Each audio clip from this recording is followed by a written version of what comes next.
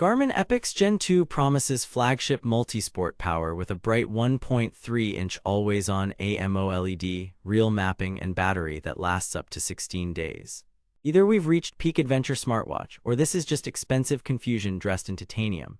On paper it's wild. Sapphire editions with multiband GNSS for better accuracy, 30-plus sports apps, top active maps, ski view for 2,000 resorts, 42,000 golf courses, and 24/7 health monitoring with pulse ox, stress, and advanced sleep. But here's the thing, specs don't always survive the real world. I actually wore the Epix Gen 2 daily for 4 weeks of running, gym work, navigation, and sleep tracking. I've put the direct link to check current pricing in the description, but before you click anything, let me show you what I discovered after 4 weeks of testing. Here's what Garmin says Epix Gen 2 does.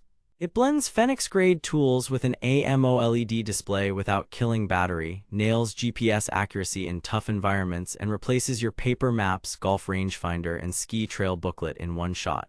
The key promises: up to 16 days smartwatch battery, 5 days with always-on, and up to 42 hours GPS, 30 hours with always-on multiband GNSS accuracy on Sapphire editions, full-color topo-active mapping, plus ski view and course view, 24/7 health and training metrics with coaching and performance tools. Sounds criminally generous, right?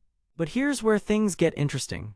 Reality check. Battery life first. They claim up to 16 days. What you actually get is 7 to 10 days with the always-on AMOLED off but frequent workouts, notifications, and SpO2 sampling. 4 to 5 days with always-on watch face. Here's why. That gorgeous AMOLED draws more power than the transflective displays on a Fenix 7, and every glance, notification, and second of pulse ox drains the tank. GPS numbers, they claim up to 42 hours GPS. Reality, standard GPS all systems can flirt with that, but multi-sport athletes using multiband on the Sapphire edition will see closer to 20 to 24 hours. Here's where it gets mathematically impossible. You don't get 42 hours with multiband and always-on display hammered. Physics and power budgets say no. I timed a 3-hour trail run in multiband with real-time pace and backlight set to low and chewed about 12 to 14%, projecting roughly 21 to 25 hours total. Solid, not magic. Accuracy. They claim multiband GNSS delivers better positioning.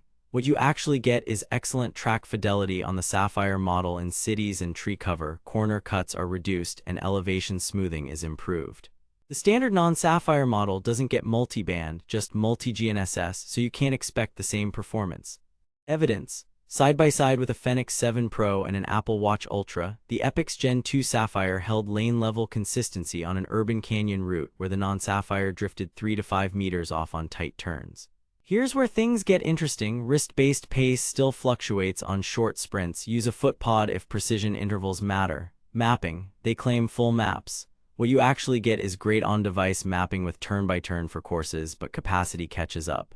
Standard Epix Gen 2 has about 16 GB, and topo-active regions can eat 8 to 11 GB per continent. You're not loading entire continents with music and maps together. Sapphire editions come preloaded and have more headroom, but you'll still manage content.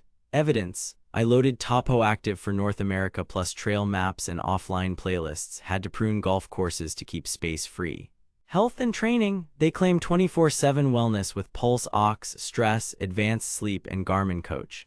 Reality. The sensor suite is reliable for resting HR, good for sleep staging trends, and stress correlates with HRV. But let's be real here, it's not a medical device and pulse ox varies with skin temp, fit, and altitude.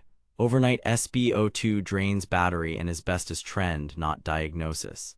Training readiness rolled in via updates, and while useful, it depends on consistent wear. Evidence. Compared overnight HR and HRV to a chest strap and Whoop.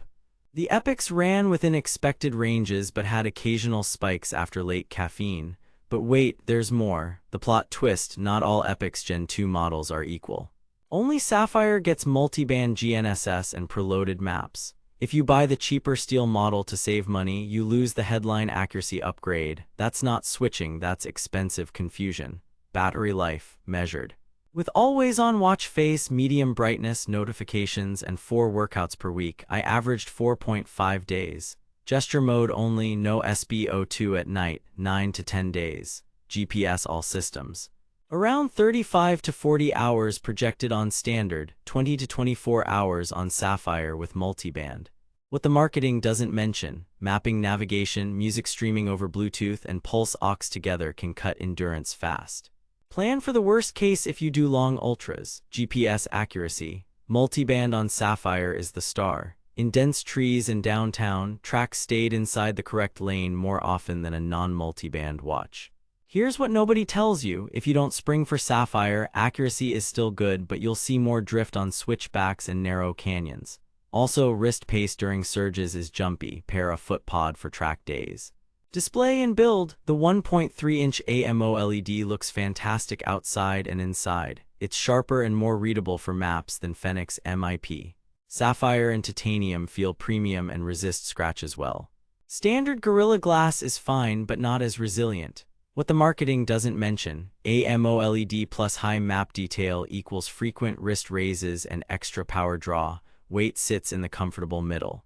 It's not tiny, but it balances well for long runs, health, and training tools. You get advanced sleep, HRV trends, body battery, training load, and Garmin Coach. User consensus and my tests.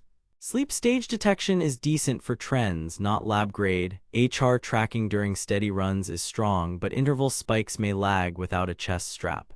No ECG here and no flashlight like the Fenix 7 Pro/Epix Pro. Review analysis across multiple investigation sites puts real-world satisfaction around 4.4 out of 5, aligning with Amazon's rating. Recommendation: recommended with conditions. At around 489.99, the Epix Gen 2 is a strong buy if you get the Sapphire for multiband GNSS and extra map flexibility. Pros: gorgeous AMOLED, best-in-class mapping and sport profiles, reliable GPS on Sapphire, and Garmin's deep training ecosystem.